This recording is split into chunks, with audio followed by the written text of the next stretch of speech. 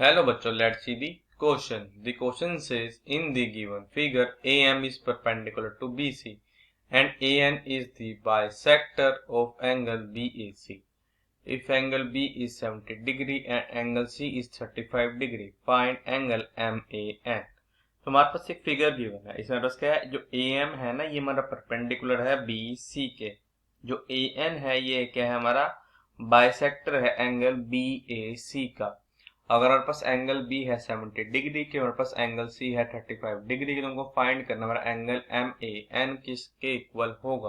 I will tell you की concept, और की कॉन्सेप्ट जो है ये आपकी हेल्प करेगा इस क्वेश्चन को सोल्व करने में।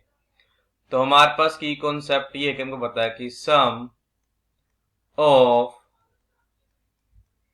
Interior angles of a triangle जो है किसकी इक्वल होता है, ये हमारे इक्वल होता है 180 डिग्री के।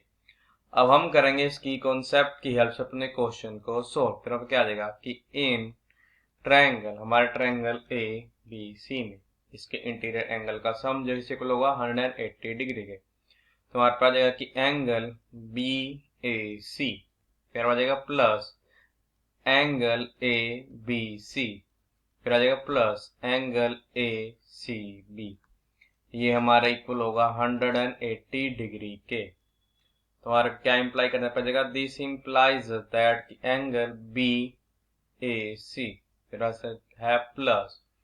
अब देखो यहाँ पे जो एंगल ए बी सी किससे इक्वल है, ये तो हमारे यहाँ पे इक्वल है 70 डिग्री के, और एंगल ए सी बी ये हमारे इक्वल है 35 डिग्री के।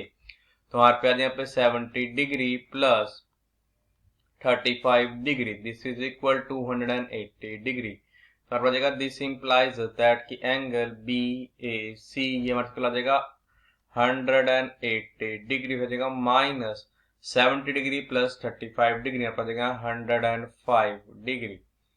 दिस इंप्लाइज दैट एंगल आएगा बी ए सी आ जाएगा दिस इज इक्वल टू ये हमारे को आ जाएगा 75 डिग्री के। तो हमारे पास एंगल बी ए सी की तो वैल्यू आ गई। हमारे पास क्या गिवन थी, देखो यहाँ पे ये जो ए एन है, ए एन क्या है, ये है हमारा एंगल बाइसेक्टर है एंगल बी ए सी का। अब इसके यहाँ पे यूज करेंगे as A N is angle bisector of angle B A C.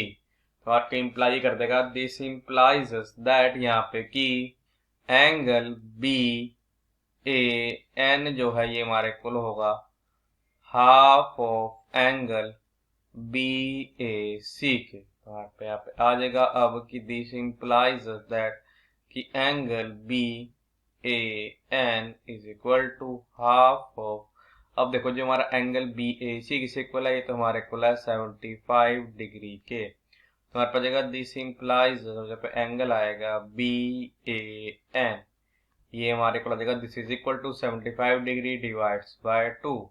तो हमारे पे आ जाएगा अब कि 37.5 degree in triangle A B M. अब इसके इंटीरियर एंगल का जो सम इस इक्वल होगा 180 डिग्री के। तो हमारे पे आ जाएगा कि एंगल ए बी एम, फिर आ जाएगा पास प्लस, और देखो आ गया एंगल ए बी एम, तो आ गया आ जाएगा plus angle A M B, angle A M B, फिर अब आ जाएगा प्लस यहाँ पे कौन सा एंगल बचा, एंगल बचा बी ए एम, फिर आ जाएगा एंगल बी ए एम ये हमारे इक्वल होगा this is equal to 180 degree के।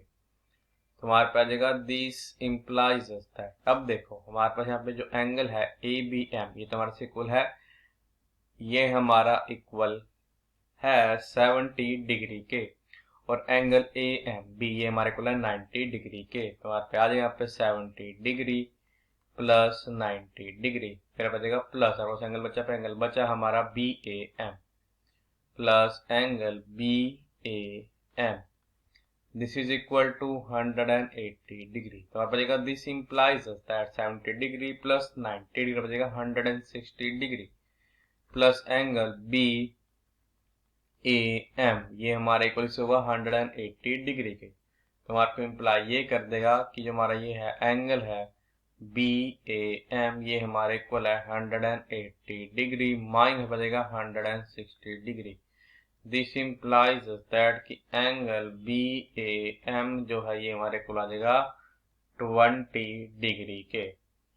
अब देखो हमारे पास यहाँ पे जो एंगल है, कौन सा एंगल, हमारा angle B A N as angle B A N, ये equal this is equal to, देखो ये हमारा इक्वल है दिस एंगल प्लस हमारे पास ये वाला एंगल, मीन्स हमारा इक्वल है angle B A M plus angle M A N.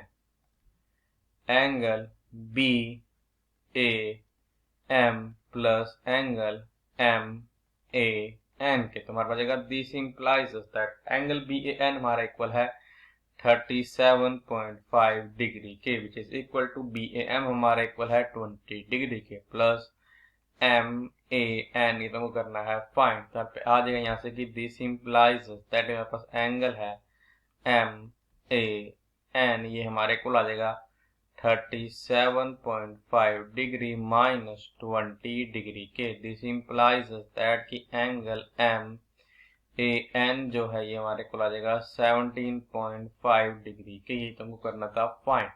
So the final answer is angle M A N is equal to 17.5 degree. I hope you understood it well. All the best. Thank you.